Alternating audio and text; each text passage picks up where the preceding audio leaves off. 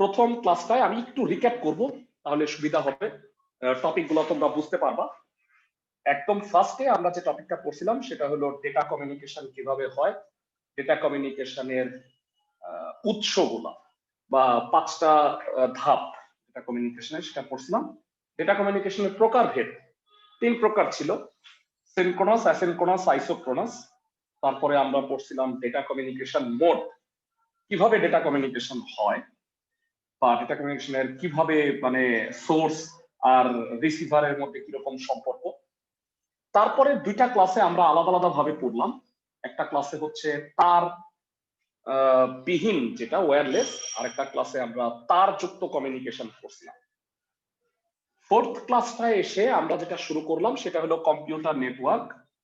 সেখানে আমরা computer network কি, নেটওয়ার্ক কেন করা হয়, নেটওয়ার্কের কাজ কি, এবং নেটওয়ার্কের টপোলজি পড়ছিলাম। আর ফাইনালি লাস্ট ক্লাসটায় আমরা যেটা পড়ছি সেটা হলো নেটওয়ার্কের টপোলজিটা শেষ করে নেটওয়ার্ক কতভাবে প্রকারভেদ, বিভিন্ন ভাবে সেটা আমরা পড়লাম। 3 ভাবে আমরা নেটওয়ার্কের প্রকারভেদ করছিলাম। তো নেটওয়ার্কের মধ্যে আরেকটা টপিক আছে তোমাদের আজকে, সেটা দিয়ে আমি নেটওয়ার্ক পার্টটা শেষ করব। আর ডেটা কমিউনিকেশনের একটা পোর্শন বাকি আছে। আমরা আজকে মূলত সেই 2টা পার্ট আগে পড়ে নিব, তারপরে আমরা অনুশীলনী 3-এর লজিক গেটের অংশটা তোমাদের একটু দেখাবো। তো প্রথমত যেটা আমরা আজকে ফার্স্টে পড়াবো সেটা হচ্ছে ক্লাউড কম্পিউটিং। এরা তোমরা এই টার্মটার সাথে পরিচিত? মানে আমরা যখন আসলে মানে পড়াশোনা করছি তখন জিনিসগুলো আমরা ভালো মতো বুঝতে পারতাম না, কারণ কি টেকনোলজির সাথে আমরা এতটা সুইটেবল ছিলাম না।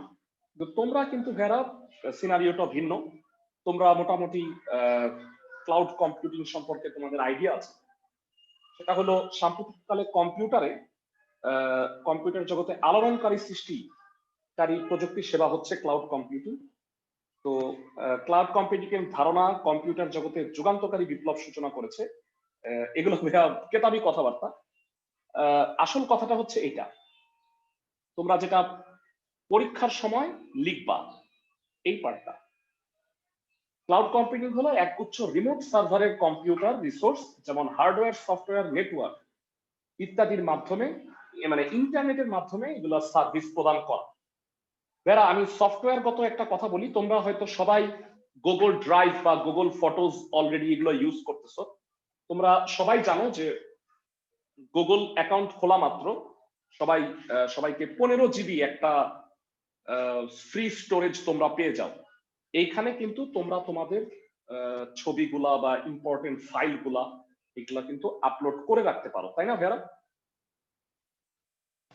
তাছাড়া একটা গুগল অ্যাকাউন্ট পাইলে, মানে একটা গুগল অ্যাকাউন্ট থাকলে কিন্তু ইজিলি তোমরা একটা আনলিমিটেড ইউটিউব অ্যাকাউন্টও পেয়ে যাচ্ছ, যেটা আমরা ইউজ করতেছি। তোমরা জানো যে ক্লাসের ভিডিওগুলো আমরা ইউটিউবে আপলোড করে দিচ্ছি। আবার প্লাস হচ্ছে একটা ফেসবুক অ্যাকাউন্ট, যেখানেও আনলিমিটেড স্টোরেজ প্লাস ইমেইল এই জিনিসগুলা পাইতেছো। এই সার্ভিসগুলোকে একত্রে বলা হয় ক্লাউড কম্পিউটিং। তো ক্লাউড কম্পিউটিং এর সংজ্ঞাটা পড়তে হবে, আর ক্লাউড কম্পিউটিং সম্পর্কে জানতে হবে কয়েকটা জিনিস। যে জিনিসগুলা পড়বা আমি সেগুলোকে মার্ক করে দিচ্ছি।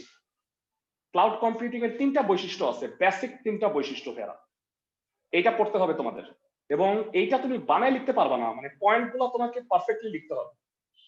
1 নাম্বার হচ্ছে রিসোর্স ফ্লেক্সিবিলিটি, মানে ছোট বা বড় ক্রেতার যতটুকু চাহিদা সার্ভিস দাতা তত পরিমাণে সার্ভিস দিতে পারতে হবে। যেমন আমি একটা উদাহরণ দিই, যারা আমার যে গুগল ড্রাইভের ফি 15 জিবি, এইটা অনেক আগেই শেষ হয়ে গেছে। আমি করছিলাম কি, 1 বছরের জন্য 1600 টাকা দিয়ে 100 জিবি এই গুগল ওয়ান ড্রাইভটা কিনে নিয়েছিলাম। কিনে নেওয়ার পরে 2-3 মাস পরে আমি দেখলাম যে আমার 100 জিবি প্রায় শেষ হয়ে গেছে, কারণ আমার এসএসসি এইচএসসির সব ব্যাচ নোটপত্র এই ভিডিও রেকর্ডিং গুলা রাখতে রাখতে আমার 100 জিবি শেষ হয়ে গেছে। পরবর্তীতে আমি 2500 টাকা দিয়ে 250 জিবি এই প্যাকেজটা কিনে নিছি। তো 1 বছরের জন্য এখন আমার কাছে এটা চলতেছে। তোমরা যে আমার ড্রাইভটা অ্যাক্সেস করো মাঝে মাঝে, আমি গুগল ড্রাইভের অ্যাক্সেস দেই তোমাদের, সেটাতে কিন্তু আলটিমেটলি আমার যদি জায়গা মানে আরো হয়, সেক্ষেত্রে আমাকে 1 টেরাবাইট কিনতে হবে ডাটা। সবাই কি বুঝতে পারছো প্রথম এই বৈশিষ্ট্যটা? মানে আমার যতটুকু চাহিদা সার্ভিস দাতা আমাকে ততটুকু দিতে পারতে হবে। তো ক্লাউড কম্পিউটিং এর এটা হলো প্রধান আর একমাত্র বৈশিষ্ট্য। সবাই কি বুঝতেছো? জি ভাই। প্রথম বৈশিষ্ট্য আর কি, একমাত্র না, দুঃখিত। এরপরে হচ্ছে অন ডিমান্ড। যারা যেই মুহূর্তে তুমি ক্লাউড কম্পিউটিং থেকে সরি দুঃখিত, মানে ক্লাউড থেকে কোনো ডাটা যদি রিট্রিভ করতে চাও, মানে রাত্র 2টার সময় যদি তুমি লগ ইন করো, তাহলে ও তোমাকে বলবে না যে রাত্র 2টা বাজে এখন ঘুমাও, তা বলবে না। তুমি যেই মুহূর্তে চাবা সার্ভিস দাতা তখনই অ্যাক্সেসটা দিতে পারবে। তো অন ডিমান্ড। আর ফাইনালি হলো পে অ্যাজ ইউ গো, মানে তুমি সার্ভিসটা নেওয়া মাত্র তোমাকে কিন্তু পেমেন্ট করে রাখতে হবে, যেটা আমাকেও করতে হয়েছে।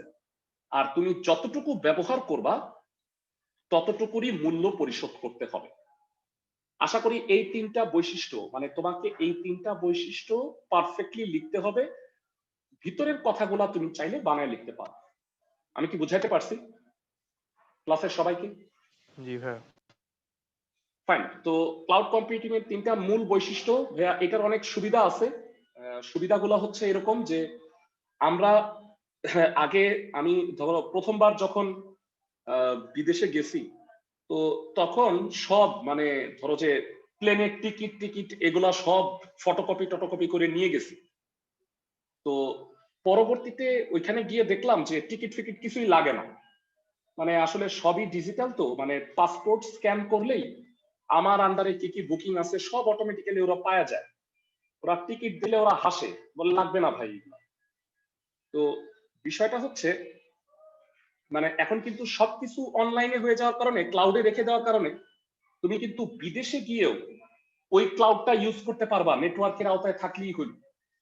সবাই কি বুঝতেছো? মানে সাপোজ তুমি বাংলাদেশে থাকলে কোনো একটা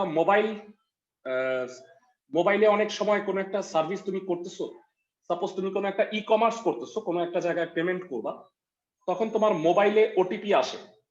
কিন্তু ভেড়া বিদেশে গিয়ে যদি পারচেস করতে চাও, তাহলে কি সেই তুমি মোবাইল সিমটা তোমার কাজ করবে বিদেশে গিয়ে? অনেক ক্ষেত্রেই করে না।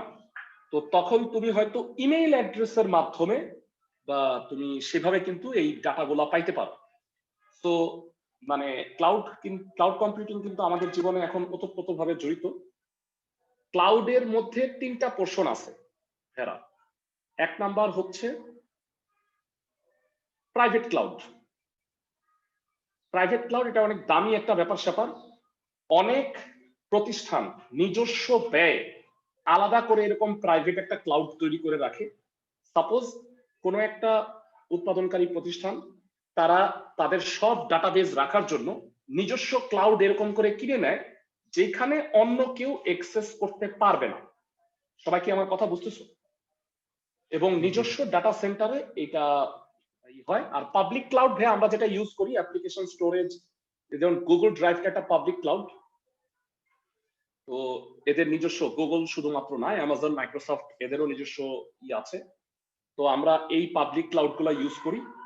আর ভেড়া 2টার সংমিশ্রণে, কিছু অংশ প্রাইভেট আর কিছু অংশ পাবলিক, এই 2টার সংমিশ্রণই হইলো হচ্ছে হাইব্রিড ক্লাউড। তো এটা প্রধানত 3 ভাগে ভাগ করা যায়, এতটা ইম্পর্টেন্ট টপিক না। ক্লাউড কম্পিউটিং কাকে বলে, এর বৈশিষ্ট্য, এটা ইম্পর্টেন্ট কোশ্চেন। এরপরে আসো, এরপরে যে টপিকটা তোমাকে পড়তে হবে সেটা হচ্ছে ক্লাউড কম্পিউটিং এর সুবিধা এবং অসুবিধা। ভেরি ইম্পর্টেন্ট প্রশ্ন। যারা সুবিধাগুলো একটু আলোচনা করি। প্রথমত হচ্ছে ছোট আর প্রাথমিক উদ্যোক্তা, এদের জন্য সহজেই ব্যবসা করার সুযোগ সৃষ্টি করে। অনেকেই দেখছো যে এখন অনলাইনে এইসব মানে গুগল স্টোরেজ কিনেন, হ্যান ত্যান এগুলা দিয়ে, ধরো কেউ সরাসরি ই কমার্স করতে পারতেছে না, তো তাদের কাছে হয়তো সেই ই কমার্স করার মতো অপশনটা আছে। তো তোমার কাছ থেকে টাকার বিনিময়ে ও এই ক্লাউডের কাজগুলা করে দেয়। তো সার্বক্ষণিক ব্যবহার করা যায় ভাইয়া, এটা অন ডিমান্ড। আমরা জানি যে সফটওয়্যার এটা আপডেট করা আছে, এটা 24 ঘন্টা কাজ করবে। আর যে কোনো সময় যে কোনো স্থান থেকে তথ্য আপলোড আর ডাউনলোড করা যায়। এবার আমি অলরেডি এটা বলে রাখছি যে তুমি যদি বাংলাদেশের বাইরেও থাকো তাহলে তোমার যে ডাটাগুলো প্রয়োজন তুমি চাইলে বিদেশের নেটওয়ার্ক থেকে ওটা ডাউনলোড করে নিতে পারো। নিজস্ব হার্ডওয়্যারের সংখ্যা কম প্রয়োজন ভাইয়ারা, কারণ এটা সবই মেনটেন করে হচ্ছে সার্ভিস ডাটা, মানে গুগল ড্রাইভের কথা যদি বলি তাহলে গুগল এইটা মেনটেন করে। তোমরা হয়তো অবাক হওয়া যায় না যে গুগলের কিন্তু বাংলাদেশে অফিস আছে।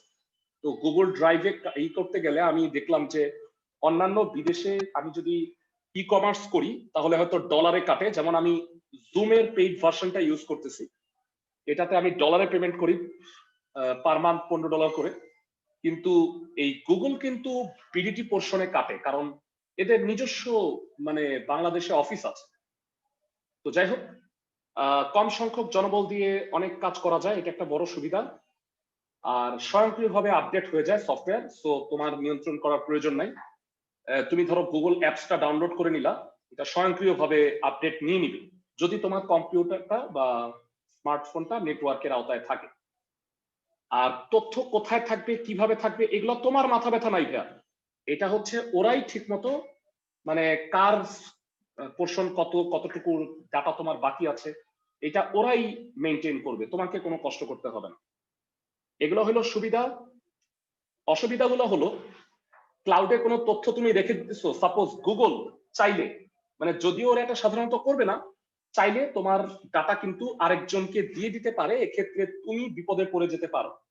এই কারণে তথ্য কোথায় সংরক্ষিত করা আছে এটা আমরা জানি না। আর তোমার একক নিয়ন্ত্রণ কিন্তু থাকে না, কারণ তুমি যখন ডাটা ক্লাউডে উঠাই দিছো সেটা কিন্তু তাদের নিজস্ব স্টোরেজে আছে, তাদের কম্পিউটারে সেভ করা আছে। তো কোথায় প্রসেস হচ্ছে এটাও ব্যবহারকারী জানে না। গোপনীয়তা বা নিরাপত্তার সেটা কম। বেসিক্যালি তিনটা কথা আমার মনে হয় একই বলছে, তিনটা আলাদা আলাদা পয়েন্ট বাড়াইছে আর কিছুই না। আর ক্লাউডে ব্যবহৃত প্রোগ্রাম বা সফটওয়্যারের উপরে, আচ্ছা আমি বুঝলাম না এটা, মানে আলাদা আলাদা পয়েন্ট দিচ্ছে, অ্যাকচুয়ালি পয়েন্ট দুইটা, ওরা 5টা বানাইছে। ফাইন, সো আশা করি সবাই বুঝতে পারছো। ইম্পর্টেন্ট কোশ্চেন হচ্ছে ক্লাউড কম্পিউটিং কি, ক্লাউড কম্পিউটিং এর বৈশিষ্ট্য, সুবিধা অসুবিধা। লেস ইম্পর্টেন্ট কোশ্চেন হচ্ছে ক্লাউড কম্পিউটিং এর প্রকারভেদ। সবাই বুঝতে পারছো ভেরা? খুবই ইম্পর্টেন্ট একটা টপিক পড়াইছি। পরীক্ষায় চ্যাপ্টার 2 তে যদি ইম্পর্টেন্ট প্রশ্ন আসে তাহলে এই প্রশ্নটা ইম্পর্টেন্ট সবচেয়ে বেশি। আমি তোমাদের শেষে মানে এই চ্যাপ্টারের কিন্তু অধ্যায় ভিত্তিক সৃজনশীল প্রশ্ন এমসিকিউ এগুলো আমি দিব, এগুলো সলভও করব তোমাদের, তো তখন তোমরা আলটিমেটলি এগুলো বুঝতে পারবে। এরপরের টপিকটা আসতেছি, তোমাদের আমি ডেটা কমিউনিকেশনের মধ্যে একটা পোর্শন পড়াই নেই, সেটা হলো ডাটা কমিউনিকেশনে কি কি হার্ডওয়্যার ইউজ হয়। তো একটু সেখানে আসতেছি। যারা নেটওয়ার্কের জন্য যেই হার্ডওয়্যার গুলো ইউজ হয় সেটা হচ্ছে এখানে 6টা পার্ট দেওয়া হয়েছে। এর মধ্যে আমি তোমাকে বলে দিই ইম্পর্টেন্ট পোর্শন গুলো হইল মডেম, হাব, সুইচ, রাউটার। এই 4টা পোর্শন হচ্ছে সব বইয়ে বর্ণনাগুলো আছে। বাকিগুলা ভাইয়ারা নেটওয়ার্ক ইন্টারফেস কার্ড বলো, ব্রিজ, গেটওয়ে, রিপিটার, এই জিনিসগুলোর বর্ণনা কিন্তু সব বইতে নাই। তো এই 4টা মাস্ট পড়বা তোমরা, মডেম, হাব, সুইচ এবং রাউটার। তো আমি একটা একটা করে আসতেছি। প্রথমত হচ্ছে হাব। ভাইয়া হাবের সাথে তোমরা পরিচিত? ভাইয়ারা প্রথমে মডেমের কথা বলছে, আচ্ছা মডেম শব্দটার সাথে তোমরা হয়তো পরিচিত।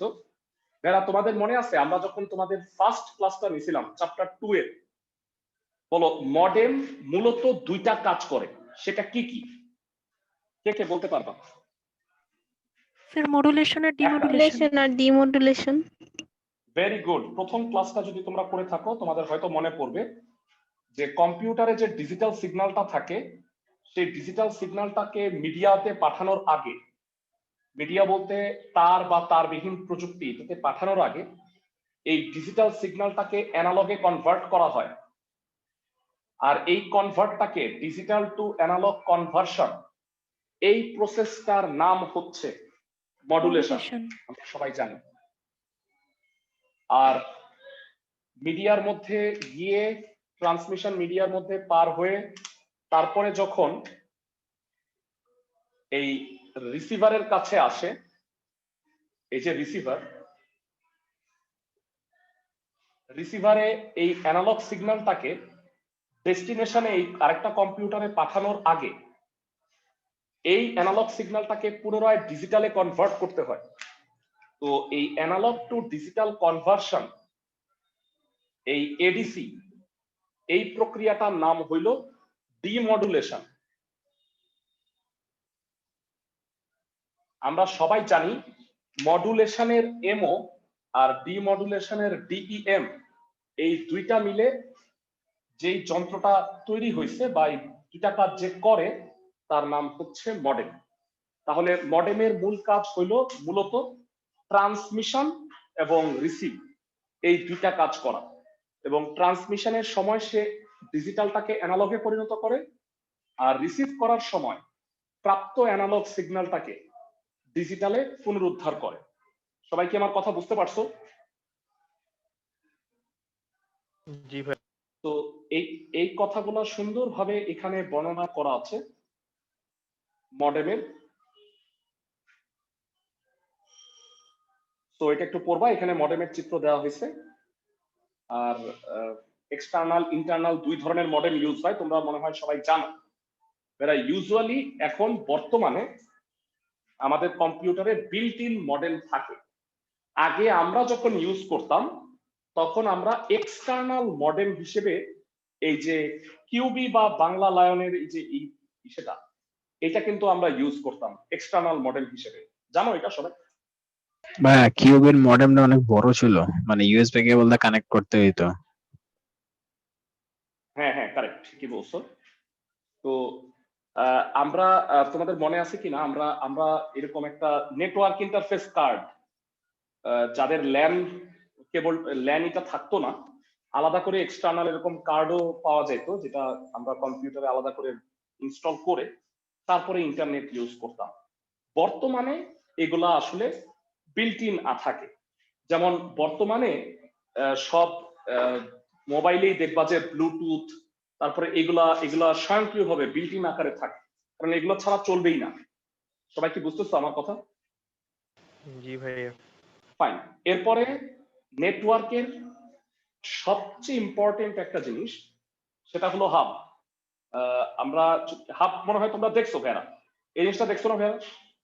তুমি দেখবা প্রত্যেকটা অফিসে এরকম হাব আছে, যারা যে কোনো একটা অফিসে বা অনেক ক্ষেত্রে একাধিক কম্পিউটার যদি তোমরা বাসায়ও ইউজ করো সেক্ষেত্রেও অনেকে হাব ইউজ করে। আবার অনেকে মানে অনেক ডিভাইস ইউজ করে, মানে দেখা যায় যে ইউএসবি পোর্ট অনেক লাগে, তারাও কিন্তু এই ধরনের হাব গুলা ইউজ করে। তোমরাও মনে হয় যে 3-4টা পোর্টের হাব ইউজ করছো, তাই না ভাইয়া? জি ভাইয়া করছি। এই যে ইউএসবি ডিভাইস অনেকগুলা লাগবে, এরকম পোলাপান দেখা যায় যে হাব ইউজ করে। যাই হোক, আমরা কোচিং এও সেগুলো ইউজ করি। তো এই হাব হচ্ছে যে স্বল্প দূরত্বে একাধিক কম্পিউটারের মধ্যে তার দিয়ে যে আমরা লোকাল এরিয়া নেটওয়ার্ক তৈরি করি, তার জন্য যে যন্ত্রটা প্রয়োজন সেটা হলো হাব। তো এটা হলো এমন একটা ডিভাইস যা কম্পিউটার আর পেরিফেরাল ডিভাইস গুলা, ভাইয়া পেরিফেরাল ডিভাইস হচ্ছে কম্পিউটার না, কিন্তু কম্পিউটারের সাথে কানেক্ট করে আমরা যেগুলো ইউজ করি। যেমন আমি একটু উদাহরণ দিই, ভাইয়া প্রিন্টার, ফ্যাক্স মেশিন, স্ক্যানার ইত্যাদিকে কিন্তু পেরিফেরাল ডিভাইস বলা হয়। সবাই কি বুঝতে পারছো ক্লাসের সবাই?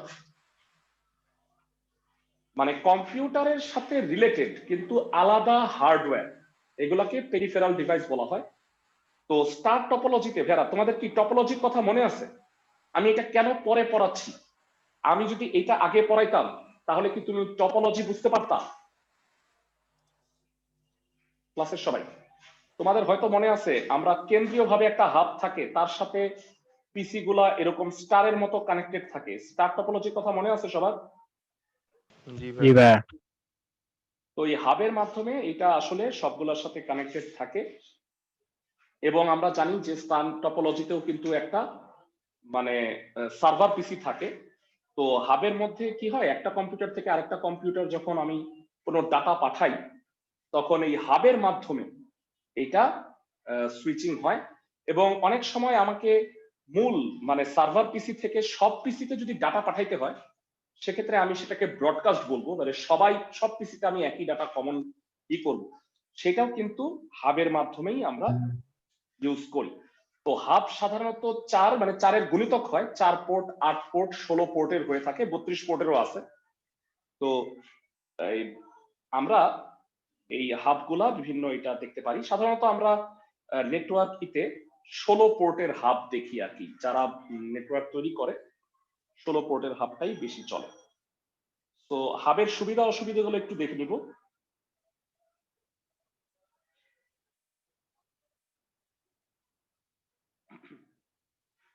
স্যার ট্রি টপোলজিতে কি হাব দরকার হয়? ভাইয়া ট্রি টপোলজিতে, হ্যাঁ ট্রি টপোলজিতেও হাব দরকার হবে অবশ্যই। ভাইয়া এই যে সাব ব্রাঞ্চ করো না তুমি, যখন এটা থেকে যখন ব্রাঞ্চটা তৈরি করো, ওইখানে একটা হাব লাগবে না? একাধিক কম্পিউটার আইসা, ভাইয়া তুমি আমাকে বলো, সাপোজ আমি কি একটা কম্পিউটারের ভিতরে 16টা তার মানে এরকম ল্যান কেবল দিয়ে দিতে পারবো? কেমন দেখা যাবে? ঝামেলা। এই কারণে আমরা যেটা করি যে কম্পিউটারের সাথে ল্যান কেবল একটা কানেক্ট করে এখানে হাব নেই, তারপরে হাবের হাব থেকে অন্যান্য কম্পিউটারে কানেকশন দিই। তো ট্রি টপোলজি মানে হাব কিন্তু ম্যাক্সিমাম টপোলজিতে ইউজ হবে, নট দ্যাট যে খালি স্টার টপোলজিতে ইউজ হয়। সবাই কি আমার কথা বুঝছো? জি ভাইয়া। ওকে, শুধুমাত্র রিং এ ইউজ হবে না। কেন বলতো? রিং টপোলজিতে কি হয়, একটা পিসির সাথে কি একটা পিসি কানেক্টেড থাকে না, তখন আমার হয়তো হাবের প্রয়োজন নাই। সবাই কি আমার কথা বুঝছো? জি ভাইয়া। ওকে, তো হাবের সুবিধা অসুবিধাগুলো একটু আলোচনা করতেছিলাম, সেখানে যাই।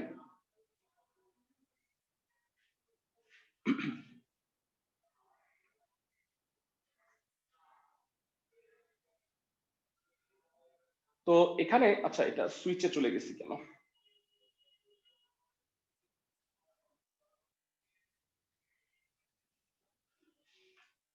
হাবের সুবিধা অসুবিধাগুলো দেখে নাও। হাব হচ্ছে একাধিক ডিভাইসকে যুক্ত করে ল্যান নেটওয়ার্ক তৈরি করতে পারে। হাব বিভিন্ন তার মাধ্যমকে সংযুক্ত করে, আর এটা অন্যান্য ডিভাইস বলতে আমি সুইচ বোঝাচ্ছি, সুইচের চেয়ে এটা একটু কম দামি। যারা হাবটা মূলত খেয়াল করো, মানে সংকেত শুধুমাত্র টার্গেট পোর্টে না গিয়ে হাবের ক্ষেত্রে সকল পোর্টে যায়। মানে বিষয়টা বুঝো, মানে আমি যখন এই হাবে এখান থেকে একটা ডাটা পাঠাবো, তখন কিন্তু সকল পোর্টে সেই ডাটাটা যাবে। তবে মানে প্রতিটা কম্পিউটারে আমি কিন্তু এই নির্দেশনাটা দিয়ে দিই যে এটা কোন পিসির ডাটা। সাপোজ আমি এখানে 5টা পিসি আছে, এখন 1 যদি 3কে ডাটা পাঠায়, তখন এখানে কিন্তু একটা কনফিগারেশন করা থাকে, তখন এই 2 নাম্বার পিসিটা ডাটাটা নিবে না, মানে ও যদিও অ্যাক্সেস পাবে কিন্তু এই ডাটাটা গ্রহণ করবে না। এই কারণে এই ধরনের নেটওয়ার্ক তৈরি করার জন্য কিন্তু ভালো কনফিগারেশন করা লাগে। তো হাবের চেয়ে ভের আমরা পরবর্তীতে করব বুদ্ধিমান ডিভাইস হইল হচ্ছে সুইচ, যেখানে মানে প্রত্যেকটা সুইচে কিন্তু আলাদা আলাদা এইভাবে কোন পিসির ডাটা, এটা কিন্তু ওই ওই ডিভাইসটা থেকে সুইচ থেকেই জিনিসটা সিলেক্ট হয়ে যায়। এই কারণে হাবের তুলনায় সুইচের দাম একটু বেশি। আর হাবে আর একটা প্রবলেম হইলো যে ডেটা কলিশন হবে অবশ্যই, কারণ খেয়াল করো আমি যদি একটা পিসিকে ডাটা পাঠাইছি, সবাই সেই ডাটা কিন্তু দেখার চেষ্টা করবে যে এই ডাটা। আর একাধিক নেটওয়ার্কে আমরা যুক্ত করতে পারি না, একটা পার্টিকুলার নেটওয়ার্কই তৈরি হয় একটা হাব দিয়ে। আর বেশিরভাগ হাব ডাটাকে অ্যাম্পলিফাই করতে পারে না, মানে ধরো অনেক দূর থেকে যখন ডাটাটা আসে, তখন অনেক সময় কিন্তু ডাটা উইক হয়ে যায়। এগুলো তো আসলে ডিজিটাল সিগন্যাল, তো দেখা যায় যে এই উইক ডাটা অনেক সময় টার্গেট যে পোর্টটা, সেই টার্গেট পোর্ট কিন্তু রিসিভ করতে পারে না। এই কারণে হাবে একটু প্রবলেম হচ্ছে, এই ডাটাকে পার্টিকুলারলি অ্যাম্পলিফাই করতে পারে না, that is Y data lost হয়ে যায়। কিন্তু ভেরা সুইচ কিন্তু এই যে দেখো, এখানে সুইচ আর হাবের কাজ পুরোপুরি এক, কিন্তু সুইচের মধ্যে কয়েকটা পার্টিকুলার ফিচার আছে। এক নাম্বার হলো সে ডাটাকে অ্যাম্প্লিফাই করতে পারে সকল সুইচ, আর দুই নাম্বার হলো টার্গেট পোর্টেই যাবে ডাটাটা, মানে সব নেটওয়ার্ক কলিশন হওয়ার সম্ভাবনা শূন্য। সবাই কি বুঝতেছো আমার কথা ক্লাসের সবাই? জি ভাই। এই কারণে প্রশ্ন যদি আসে যে হাব বা সুইচের মধ্যে নেটওয়ার্কে ল্যানের জন্য কোনটা ভালো, তোমরা সবাই বলবা অবশ্যই সুইচ ভালো, কিন্তু সুইচের দাম একটু বেশি হওয়ার কারণে স্মল নেটওয়ার্কে অনেকেই হাব ইউজ করে, কিন্তু বড় এবং দ্রুত ট্রান্সমিশন দরকার এই ধরনের নেটওয়ার্কের ক্ষেত্রে আমরা সুইচ ইউজ করি। সবাই কি আমার কথা বুঝছো ক্লাসের সবাই? জি ভাই। ওকে, আমরা হাব সুইচ পড়লাম, আর সর্বশেষ যে টপিকটা পড়বো সেটা হলো রাউটার।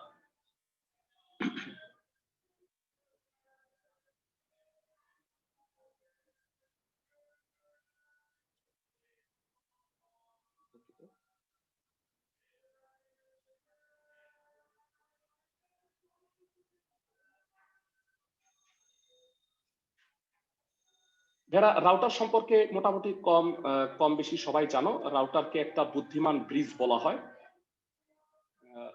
আমরা যদি একটা তার বা তারবিহীন লোকাল নেটওয়ার্ক তৈরি করতে চাই, সেক্ষেত্রে আমরা এই রাউটার গুলা ইউজ করি। তোমাদের ইনফ্যাক্ট বাসায় ওয়াইফাই তৈরি করতেও তোমরা কিন্তু রাউটার ইউজ করো, তাই না? তো এখানে একটা টেকনোলজি দেখানো হয়েছে, সেটা হলো সাপোজ তোমার একটা ডেস্কটপ পিসি আর একটা ল্যাপটপ আছে। তো ডেস্কটপের সাথে প্রিন্টারটা কানেক্টেড, কিন্তু ল্যাপটপের সাথে কানেক্টেড না। তো রাউটারের মাধ্যমে তুমি যদি তোমার ওয়াইফাই কানেকশন থাকে, এই রাউটারের মাধ্যমে তুমি কিন্তু এই ডেস্কটপে ল্যান যদি করা থাকে, ডেস্কটপ পিসিতে সংকেত পাঠায়া একটা প্রিন্ট করে ফেলতে পারবা। সবাই কি বুঝতে পারছো? এই কারণে তোমার কিন্তু এখানে আলাদা করে কানেকশনের প্রয়োজন নাই।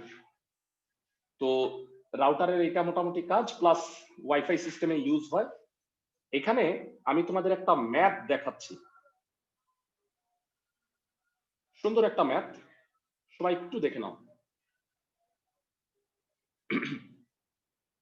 এখানে দুইটা ওয়ার্ক স্টেশন আছে, ওয়ার্ক স্টেশন 1, ওয়ার্ক স্টেশন 2।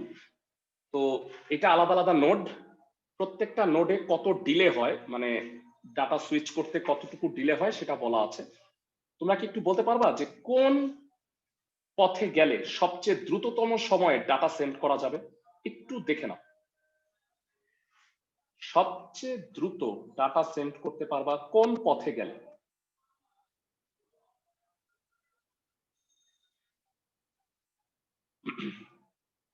মানে এখানে থেকে এখানে ডাটা সেন্ড করতে 20 মাইক্রোসেকেন্ড লাগে, সো এটা কিন্তু অনেক বেশি। কেউ কি বলতে পারবা?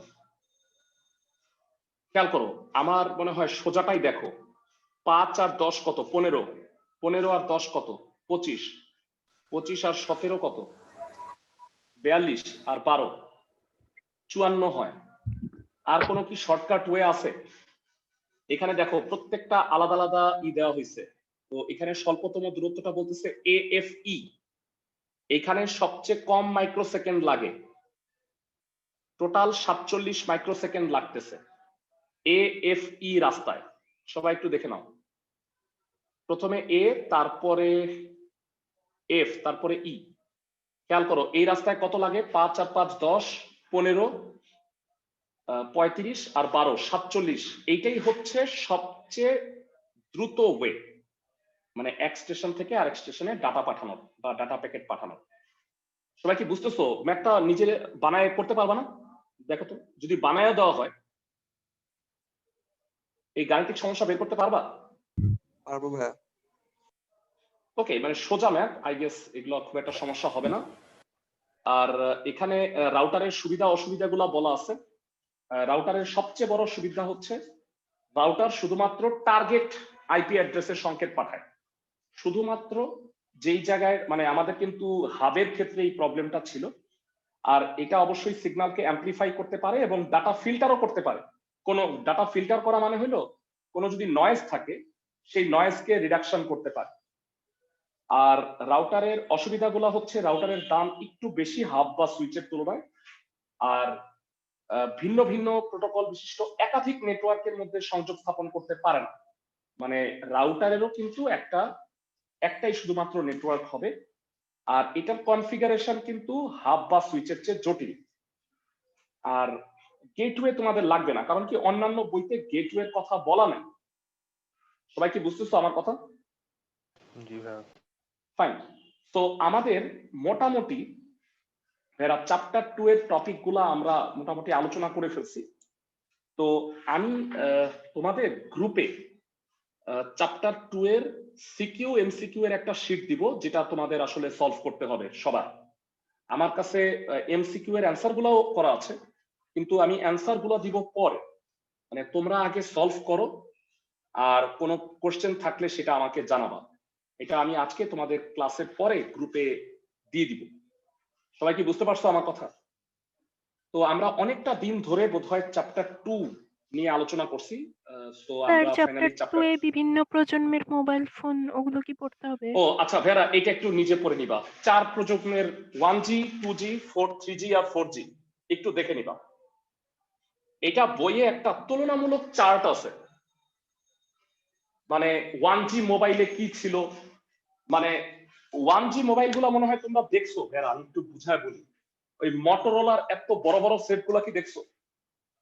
আমার কাছে একটা ছিল এরকম একটা অ্যান্টেনাওয়ালা। জি ভাইয়া দেখছি। মানে এটা আমি পকেটে রাখতাম, পকেট থেকে এই অ্যান্টেনাটা বের হয়ে থাকতো, এত লম্বা। আর প্লাস হইলো যে মানে এই সমস্যাটা হইলো যে এইটাতে এসএমএস করা যাইতো না। তো প্রত্যেকটা প্রজন্মের আলাদা আলাদা বৈশিষ্ট্য আছে। তোমরা জানো যে 3G তে কি কি আসছে। মানে 3G তেই সর্বপ্রথম আমরা ইন্টারনেট ইউজ করতে পারলাম। আর 4G তে তো বর্তমানে আমরা কি আইপি টেলিফোন বা অন্যান্য প্রযুক্তি চলে আসছে। বর্তমানে নাকি 5G ও চলে আসছে, বাংলাদেশে আসে নাই এখন। এটা 5G চলতেছে বর্তমানে, 4G এর যুগ প্রায় শেষ। তো ভাইয়া একটু এটা রিডিং করো, গদ বাঁধা বাংলা লেখা তো, আমি আর এটা পড়াইলাম না। সবাই কি বুঝতে পারছো আমার কথা? ক্লাসের সবাই? জি ভাইয়া। ফাইন। সো আমাদের চ্যাপ্টার 2 এর পড়াটা শেষ করলাম। তোমরা যারা লজিক গেট সম্পর্কে আইডিয়া আছে তারা চাইলে লিভ নিতে পারো। আমি নামাজের 5 মিনিটের একটা ব্রেক দিব। ব্রেকের পরে আমরা এসে লজিক গেট পোর্শনটা পড়াবো।